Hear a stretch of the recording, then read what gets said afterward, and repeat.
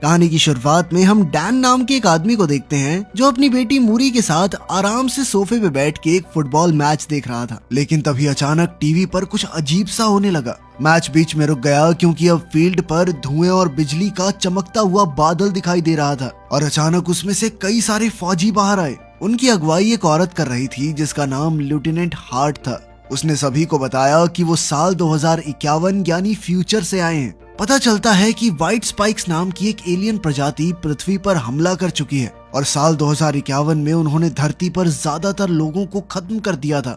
ये सोल्जर्स लोगों से रिक्वेस्ट करने आए हैं कि वो उनके साथ फ्यूचर में जाकर इस लड़ाई का हिस्सा बने। अगले 12 महीनों में दुनिया भर के देश जितने फौजी भेज सकते थे उन्होंने भेजे, लेकिन फ्यूचर की अथॉरिटीज और ज्यादा लोगों की मांग कर रही थी। जितने भी लोग लड़ाई लड़ने जाते थे उनमें से सिर्फ 1/4 सोल्जर्स ही जिंदा वापस लौट पाते थे। जब ट्रेन्ड सोल्जर्स की कमी पड़ गई तो सरकारें सिविलियंस को भी भर्ती करने लगी। डैन एक टीचर है और जब वो अपनी क्लास को पढ़ा रहा था तो अचानक उसके फोन पर एक मैसेज आया कि उसे भी युद्ध में भेजे जाने के लिए चुन लिया गया है। बाद में वो इस बात को कंफर्म करने के लिए अपने नजदीकी मिलिट्री ऑफिस पहुंचा। डैन को बताया गया कि वैसे भी उसकी 7 साल में मौत होने वाली है, इसलिए वो युद्ध में भेजने के लिए फिट है। ये सुनकर डैन हैरान रह गया और बहुत सारे अजीबोगरीब सवाल करने लगा, मगर ऑफिसर्स ने उसके किसी भी सवाल का सीधा जवाब नहीं दिया। उन्होंने उसकी बात ना सुनते हुए उसके हाथ में एक डिवाइस लगा दिया जो उसे ट्रैक करेगा और फ्यूचर में वो इसी की मदद से उससे बात कर सकेंगे। इसे तब तक नहीं निकाला जा सकता जब तक वो 2051 से वापस नहीं आ जाता।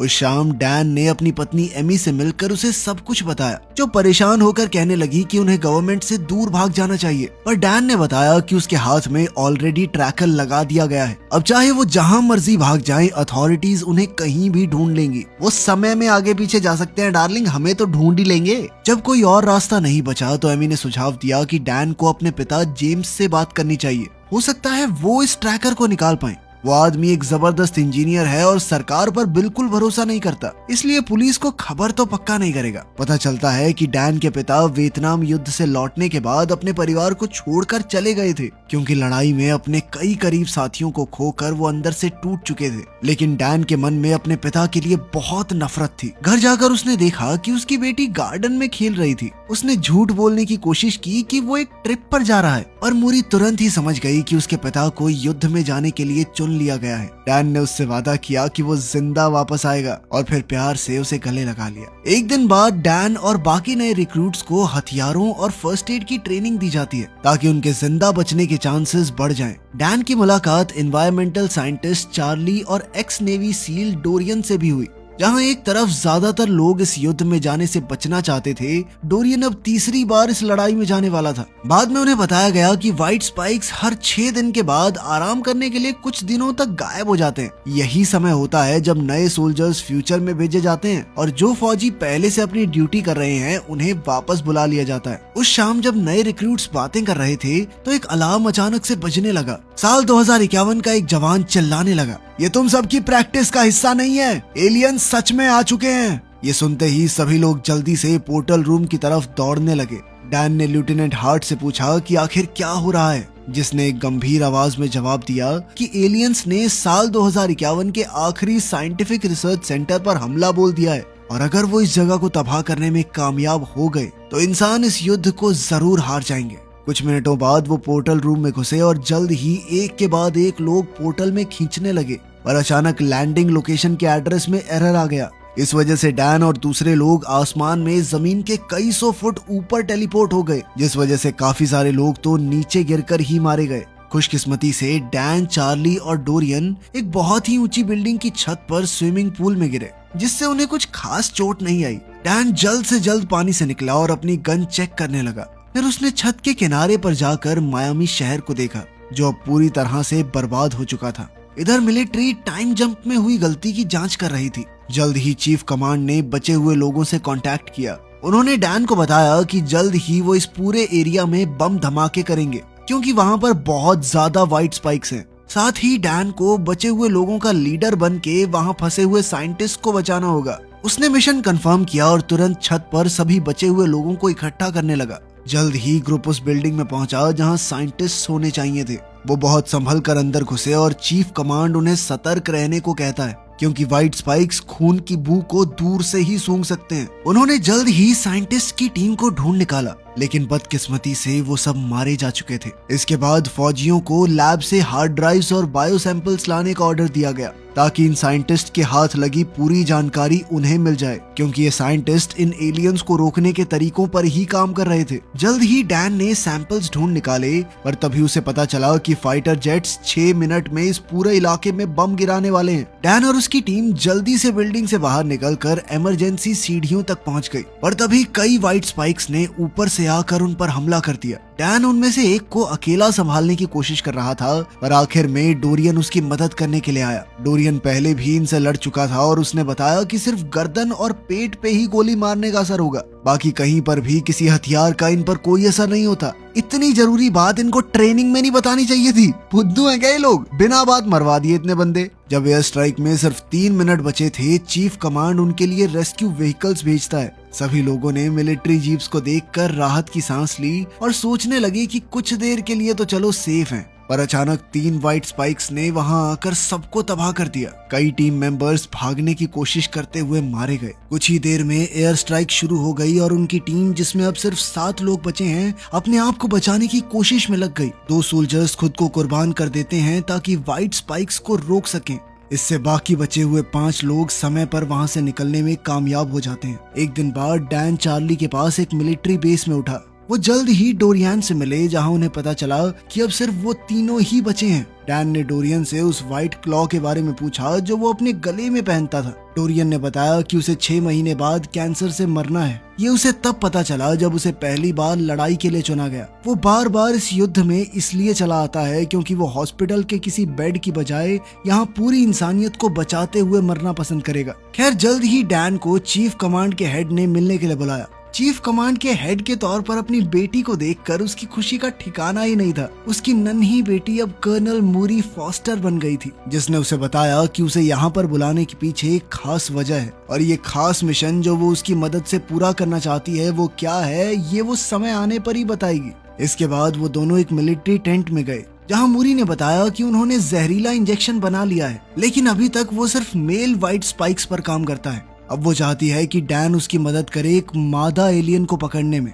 ताकि वो ऐसा जहर बना सके जो मेल या फीमेल दोनों को मार सके। हेलीकॉप्टर में व्हाइट स्पाइक नेस्ट की तरफ जाते हुए मूरी ने बताया कि ये एलियंस अचानक से एक दिन धरती पर आ गए। वो नॉर्दर्न रशिया से निकले और दुनिया भर में फैल गए, पर किसी को भी कोई स्पेसशिप, क्रैश साइट या उनके आने का कोई भी निशान नहीं मिला। बात बदलते हुए डैन ने उससे पूछा कि 2022 से लेके 2051 के बीच में उनके परिवार के साथ क्या क्या हुआ, लेकिन मूरी ने कहा कि इस बारे में बात ना ही करें तो अच्छा है। कुछ ही देर में वो एक नेस्ट में पहुंचे, जहां कई सोल्जर्स एक मादा व्हाइट स्पाइक को पिंजरे में बंद करने की कोशिश कर रहे थे। सब कुछ ठीक लग रहा था, लेकिन तभी उस मादा को बचाने के लिए एलियंस ने हमला बोल दिया। डैन, जो हेलीकॉप्टर में था, उसने नोटिस किया कि मेल व्हाइट स्पाइक्स का एक झुंड नेस्ट की तरफ बढ़ रहा है। वो और मूरी जल्दी से नीचे उतरे और फीमेल को पिंजरे में बंद कर दिया, पर जैसे ही हेलीकॉप्टर पिंजरे के साथ उड़ा, मेल व्हाइट स्पाइक्स का एक झुंड वहां पहुंच गया।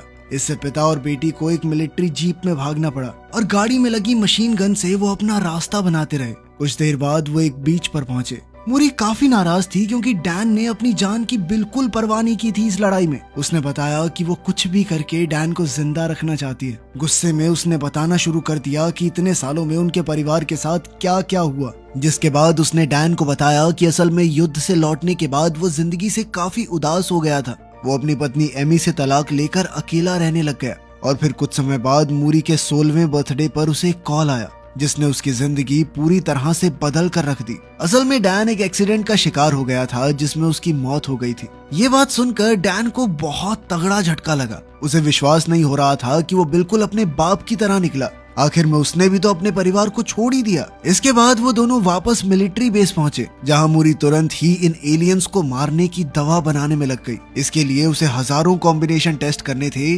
ताकि फीमेल को मारने वाला टॉक्सिन तैयार किया जा सके, और मूरी किसी भी हाल में इसे जल्द से जल्द करना चाहती थी क्योंकि डैन के वापस जाने में अब सिर्फ 21 घंटे बचे थे। अगली सुबह डैन ने मूरी से पूछा कि अगर वो जहर बनाने में कामयाब हो भी गए तो भी इतने सारे एलियंस को कैसे मारा जाएगा। इस पर मूरी ने कहा कि डैन को अपने समय में वापस जाकर इन टॉक्सिन्स को बहुत ज्यादा मात्रा में बनाना होगा ताकि वो लोग युद्ध होने से पहले ही खत्म कर सकें। अभी उन दोनों की बातें चल ही रही थी कि तभी कंप्यूटर ने 100% बॉन्ड का सिग्नल दिया, जिसका मतलब था कि अब उनके पास फीमेल टॉक्सिन तैयार था। लेकिन बदकिस्मती से इसी बीच फीमेल व्हाइट स्पाइक भी जाग चुकी थी। उसने उठते ही अचानक जोर जोर से चीखना शुरू कर दिया, जिसके कुछ सेकंड बाद ही पूरे बेस में व्हाइट स्पाइक्स घुसने लग गए।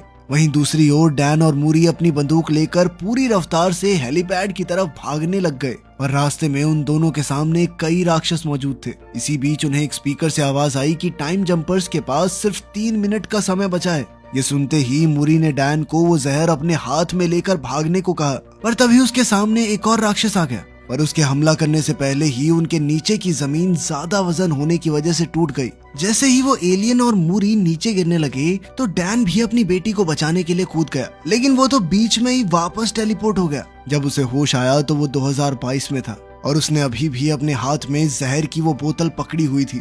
उसने लेफ्टिनेंट हार्ट को समझाया कि उन्हें जल्द से जल्द इस जहर को ज्यादा से ज्यादा बनाकर फ्यूचर में पहुंचाना होगा, जिस पर लेफ्टिनेंट ने उसे बताया कि टाइम पोर्टल दूसरी तरफ से पूरी तरह तबाह हो चुका है और अब कोई भी फ्यूचर में ट्रैवल नहीं कर सकता। यह बात सुनकर डैन चुपचाप निराशा के साथ अपने घर लौट गया। घर पहुंचते ही उसने सबसे पहले अपनी बेटी को गले लगाया और फिर उसी रात उसने एमी को भविष्य में हुई मूरी के साथ अपनी बातचीत के बारे में बताया। साथ ही उसने ये भी बताया कि किसी को नहीं पता कि आखिर व्हाइट स्पाइक्स कहां से आए, क्योंकि वो अचानक 2048 में बस प्रकट हो गए थे। जिस पर एमी का कहना था कि शायद वो क्रीचर्स सालों पहले स्पेस से आए होंगे। और उसकी ये बात सुनकर डैन के दिमाग में एक आइडिया आया, जिसके बाद वो एक बार में डोरेन से मिला, जहां भविष्य के बारे में बात करते हुए उन दोनों ने तय किया कि वो इस युद्ध को होने से पहले ही रोक देंगे। वो दोनों डोरेन के पास मौजूद व्हाइट स्पाइक का क्लॉ लेकर चार्ली के पास पहुंचे। असल में चार्ली इन्वायरमेंटल साइंस का एक्सपर्ट था और उसने क्लॉ को एनालाइज करके बताया कि उसके ऊपर चाइना का वोल्केनिक ऐश लगा हुआ था। और उसकी इस बात ने उन दोनों को ही हैरान कर दिया, क्योंकि व्हाइट स्पाइक्स पहली बार नॉर्दर्न रशिया में देखे गए थे, जो कि चाइना से ठीक ठाक दूर था। ये सब सुनकर डैन को अपनी क्लास के लड़के मार्टिन की याद आई, जो ज्वालामुखियों में बहुत ज्यादा ही इंटरेस्ट रखता था। खैर, मार्टिन ने उन्हें बताया कि 1000 साल पहले एक बहुत बड़ा ज्वालामुखी फटा था और ये घटना इतनी बड़ी थी कि इसके अवशेष नॉर्दर्न रशिया के ग्लेशियर्स में भी मिल सकते हैं। उसकी ये बात सुनकर वो लोग समझ गए कि व्हाइट स्पाइक्स जरूर हजारों साल पहले आए थे और रशिया की ठंडी बर्फ की चादर के नीचे वो सो रहे हैं। थोड़ा दिमाग लगाने पर वो समझ गए कि ग्लोबल वार्मिंग की वजह से वो बर्फ साल 2048 तक पिघल जाएगी। और ये इत्तेफाक तो नहीं हो सकता कि उसी साल व्हाइट स्पाइक्स ने अपना पहला हमला किया था। ये जानकारी हाथ लगते ही उन्होंने यूएस की सरकार से इस मिशन के लिए फंडिंग मांगी, लेकिन सरकार ने इसके लिए साफ मना कर दिया, क्योंकि यूएस और रशिया के रिश्ते तो वैसे ही ठीक नहीं थे। उनके देश में प्लेन लेके घुसोगे तो और खराब हो सकते हैं ना वो।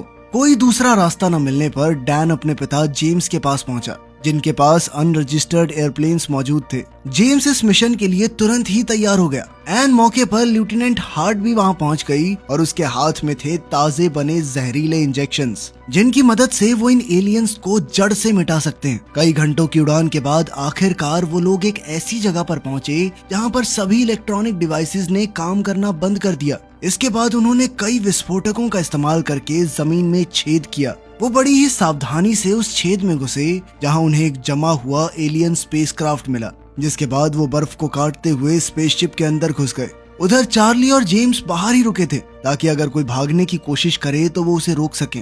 थोड़ी देर छानबीन करने के बाद वो कॉकपिट में पहुंच ही गए, जिसे देखते ही वो समझ गए कि ये उड़न तश्तरी यहाँ क्रैश हुई थी। उन्होंने हिसाब लगाया कि एलियंस का इरादा पृथ्वी पर आने का नहीं था। खैर, इसके बाद वो एक और कमरे में पहुंचे जहां असल व्हाइट स्पाइक्स बायोपॉड्स में बंद थे। ये देखकर वो सब समझ गए थे कि व्हाइट स्पाइक्स को किसी इंटेलिजेंट एलियन रेस ने बायो इंजीनियर किया है, यानी कि अपनी मर्जी से बनाया है। जैसे हम कुत्तों के जीन्स से छेड़छाड़ करके नई तरह का कुत्ता नहीं बना देते, लगभग वैसे ही। शायद वो इनका इस्तेमाल दूसरे ग्रहों पर कब्जा करने के लिए करते होंगे। इसके बाद उन्होंने जल्दी से पॉड्स में वो जहरीला इंजेक्शन लगाना शुरू कर दिया, जिसके इंजेक्ट होते ही व्हाइट स्पाइक्स दर्द से तड़प रहे थे। इसका सीधा मतलब ये था कि उनका जहर पूरी तरह असरदार है, लेकिन उनकी चीखों की वजह से कुछ दूसरे एलियन पहले ही जाग गए जिन्हें अभी इंजेक्ट नहीं किया गया था। उन सब ने पॉड्स तोड़कर टीम पर हमला कर दिया। डैन और उसके साथियों ने तुरंत ही एलियंस को मारना शुरू कर दिया, पर फिर भी उनमें से कुछ भागने में कामयाब हो गए थे।